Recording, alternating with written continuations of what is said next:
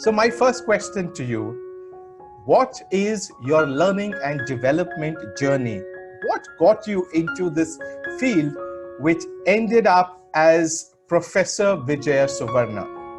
Okay, number one is I didn't go into this journey purposefully. I had no choice. They just pushed me into it. It's like the Mumbai local train.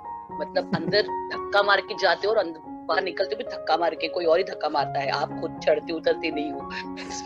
It's like so training has been like that for me. It's like this: when somebody speaks well, you're like, okay, can I put this person in sales? And then you say, no, person doesn't have this cutting, this is ruthlessness. So let's try her as a trainer. That's what happened to me. My previous organization tried to make me a salesperson, didn't work. Okay, because I didn't have that ruthlessness in me at that time. So and then they said, oh, then let's make her a trainer. So then they made me a trainer simply because I speak well and because I make great presentations. So I became a trainer because I was pushed into it, right? And that's how the journey began. So nothing like I woke up in the middle of the night and I had this no calling stuff. I just got pushed into it. So that's how I got into L&D and training as the journey. And but then of course it also I have this very delicate balance of ego and sensitivity and insecurity. So ego and insecurity goes very plays a very chaotic game in my mind all the time. So एक तो ego था जो allow नहीं कर रहा था कि I'll do something lesser than average or lesser than extraordinary. और अपना insecurity इतना था, डर लगता था कि if I don't do this well, I will not be appreciated. I will lose whatever position, title, whatever space I have, occupied or have reached up to in my lifetime. So these two are the deadly combination to make you perform exceptionally well, at least for me. So it worked beautifully. So whenever there's a program, whenever there is a training, so just ordinary was not okay, and it doesn't come naturally. Let me tell you this: many people are natural trainers. I have my colleague Amol Pule, who's the co-director of the company of which I'm the MD, Liberation Coaches. So it comes very naturally to him.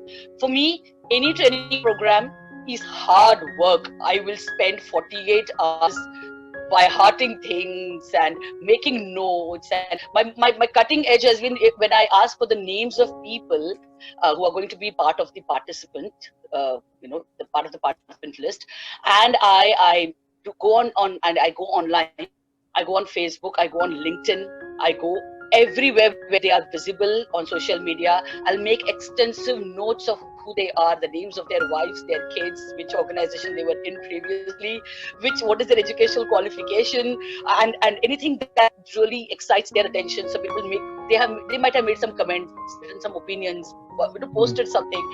I'll actually make a complete portfolio of every participant, and then when I enter the class, I feel confident that I'll be able to deliver a reasonable job, because within the first 5 minutes I kind of call everybody out by name. I tell 5 things about them.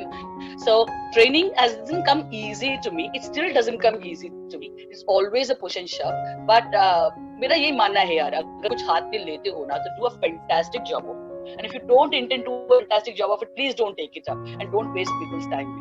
So. Because the example that you have given of actually going onto their social media and backtracking their careers, on one side, I do realize that it's an instant kind of reason that, wow, this trainer has actually gone into so much of in-depth study.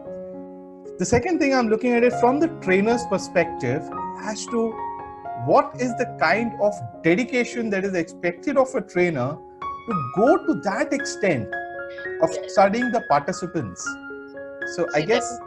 Let me tell you honestly, right? I get paid very well for training. People, I would think I'm one of the top paid trainers in the country today. And I'm also invited abroad for several programs, and you won't find me exceptionally active on certain, social media platforms. I am active with my work, but not really personally. I'm not there because I know for a fact that it takes 24 hours is not enough to do the kind of work that you do when you're in the training industry. It's not enough. So it's you have to put in that kind of dedication and that kind of effort into it. Customers are paying you for it. They pay you for it. So I think every trainer who wants to make a career in training has to show that kind of dedication. Nothing less. The world will not accept anything lesser.